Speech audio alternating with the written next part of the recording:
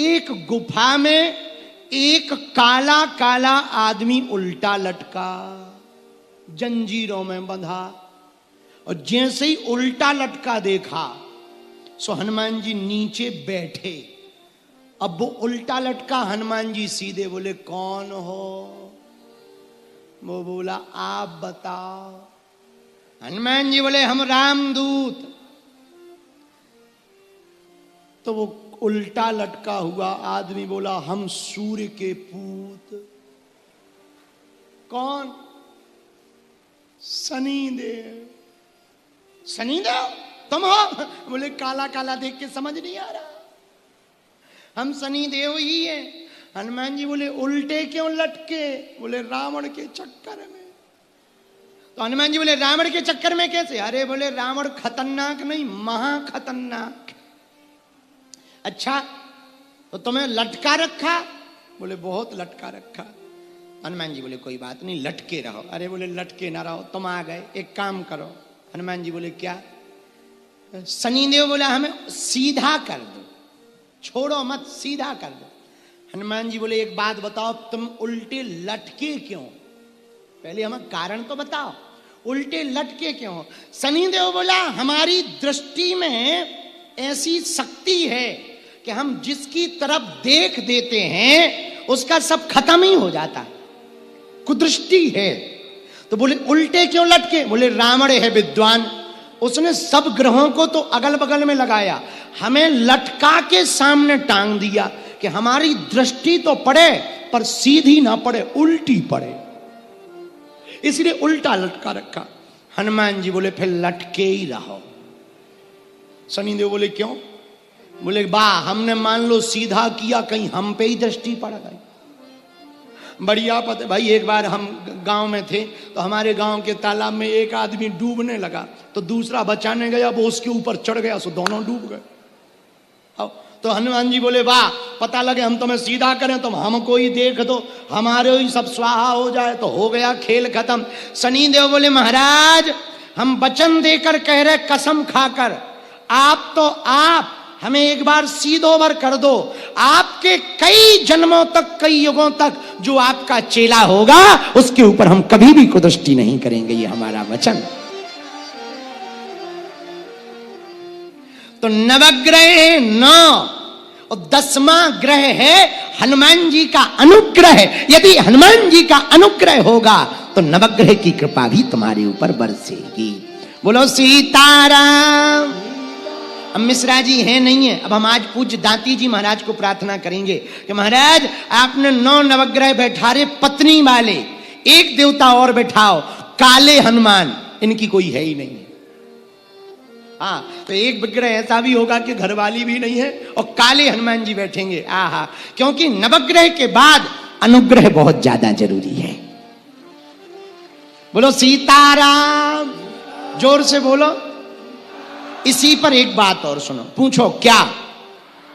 हनुमान जी ने जो लंका जलाई तो सोना तो जलता नहीं, कि जलता है? सोना जलता है क्या? सोना में लंका जलाई हनुमान जी ने, पर काली कर दी शनिदेव ने।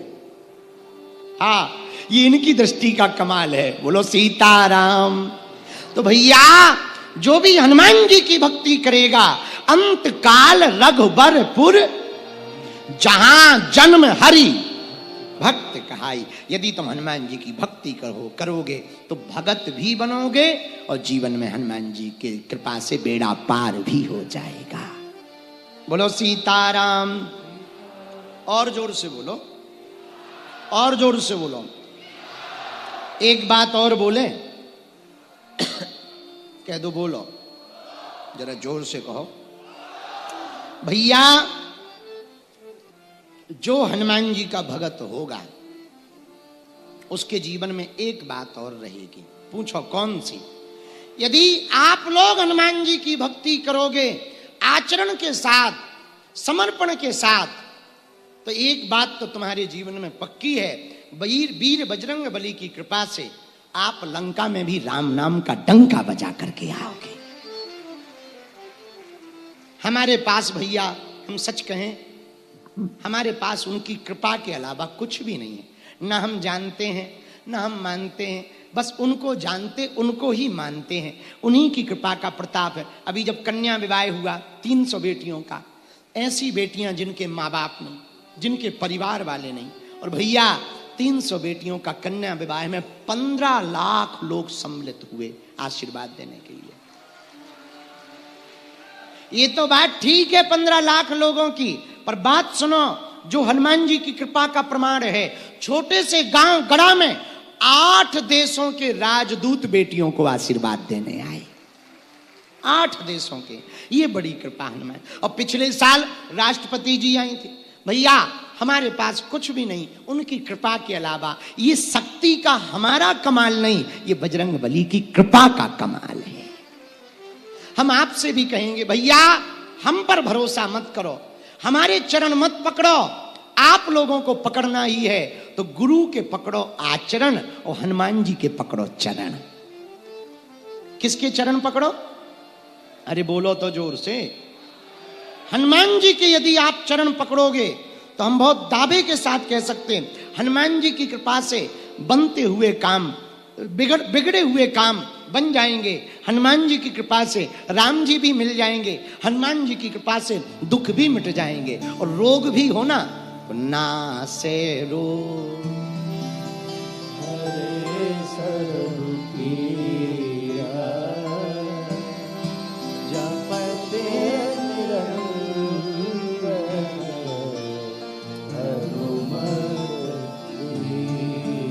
और यदि संकट में फंसे तो हनुमान जी की शरण लो। पूछो क्यों? पूछो, उसका भी उत्तर हनुमान चालीसा में। संकट ते हनुमान छुड़ावे, मन क्रम वचन ध्यान जो लावे। भैया यदि आपका कोई परिवार का सदस्य आप किसी बंधन में पड़ गए, प्रेत बंधन में, काम के बंधन में, कुछ लोग लुगाइयों के बंधन में पड़ जाते हैं, दूसरी वाली समझ जाओ, और कुछ पुरुष लुगाइयों के चक्कर में, कुछ लुगाइयां। एक बात बोलें, बुरा न मानना, आज का जमाना ना इतना खतरनाक आ गया भैया, इतना खतरनाक आ गया, इतना खराब आ गया। इतना खराब जमाना तो हिरण्यकश्यपु के समय पे नहीं था जितना आज का है। हाँ हनुमान जी, लेकिन फिर भी कोई बंधन में पड़ गया, किसी के चक्कर में पड़ गया, हनुमान चालीसा में इसका उपाय लिखा है, बहुत काम आएगा। यदि कोई 100 पाठ हनुमान चालीसा के करके 40 दिन का अनुष्ठान पूरा करता है और हवन करता है तो हनुमान जी की कृपा से उसमें लिखा, जो सतबार पाठ कर कोई छूटहि बंदी सुख होई। उसमें लिखा छूटहि बंदी महासुख। कोई भी बंधन हो हनुमान जी की कृपा उस पर हो जाएगी। ऐसे हनुमान जी की जो भक्ति करते उन्हीं को भगत कहा जाता। जहां जन्म, दूसरा जहां भी जन्म होगा भगत कहलाए। इसके आगे की चौपाई कौन सी है? जहां जन्म के बाद कौन सी चौपाई आगे आती है? इस पर चर्चा करेंगे। कौन सी? और देवता चित्त न धरई, हनुमत से सर्व सुख करई। और देवता चित्त न धरई, हनुमत से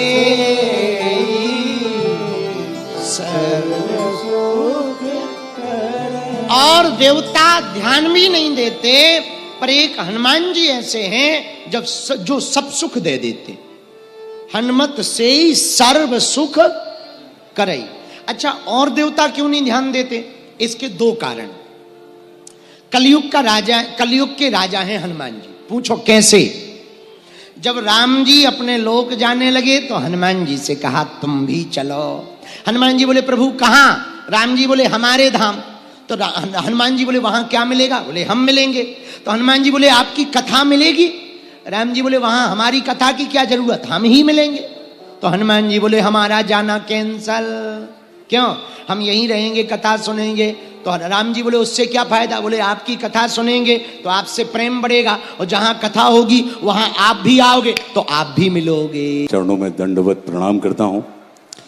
फिर व्यास गादी पर बैठे हुए परम पूज्य हनुमान जी महाराज के विशेष कृपा अनुरागी आदरणीय श्री धीरेन्द्र शास्त्री जी को प्रणाम करता हूं।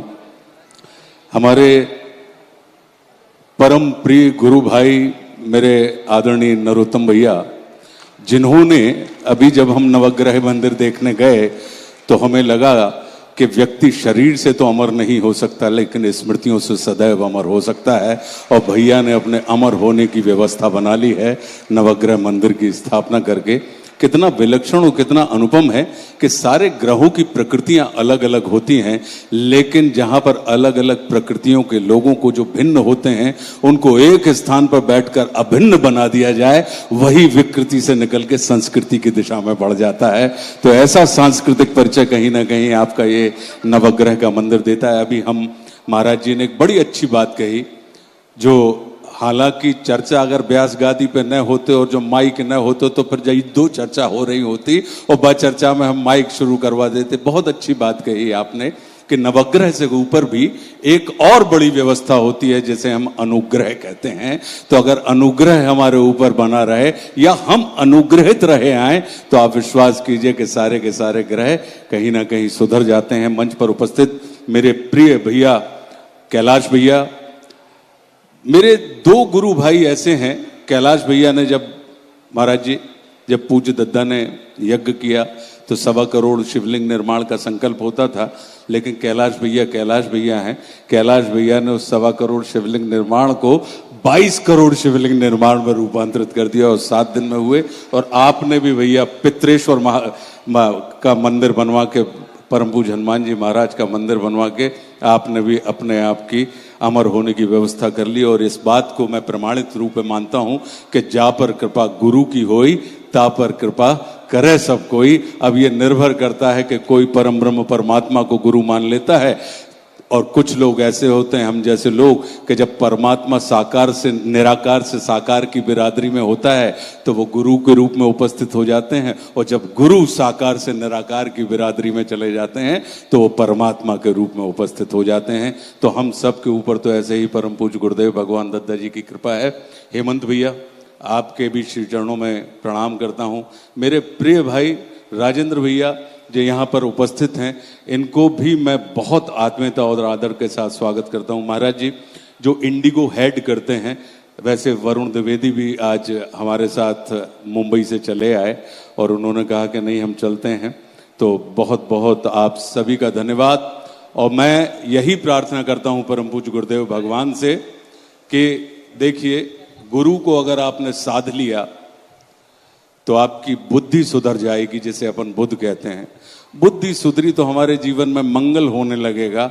मंगल अगर हमारे जीवन में हुआ तो हमारे जीवन में शुक्र बड़ा व्यवस्थित हो जाएगा हमारे जीवन का, और फिर शनि महाराज हमको परेशान नहीं करेंगे, और सोम की भौम की हमारे ऊपर भरपूर कृपा रहेगी। और फिर हमारे जीवन का जो इति वार है, जिसे हम रविवार कहते हैं, कि जब हमारे जीवन के वारों की इति होने लगे तो वो वार हमारा जीवन कहीं ना कहीं बहुत सार्थक हो जाएगा। तो ऐसी हम प्रार्थना करते हैं कि ये जो नवग्रह का मंदिर बना हुआ है, तो ये सारे के सारे 9 ग्रह अपनी अपनी कृपा हम सब के ऊपर, हमारे राष्ट्र के ऊपर, विश्व के ऊपर बनाकर रखें। और भैया आपका ये जो उद्यम है और आपकी ये जो कल्पना है जिसे पूरा करने में, क्योंकि जिसने इन सारे ग्रहों को साध लिया, आप विश्वास कीजिए वो सारे के सारे ग्रह जब आपको साधेंगे तो आपका कितना कल्याण होगा। आपने मृत्यु लोक में उनका निर्माण किया है, और कहीं ना कहीं वो उस लोक में जहां पे हम सबको पहुंचना है, वहां पर भी वो आपके कल्याण की कामना करेंगे और आपकी व्यवस्था करेंगे।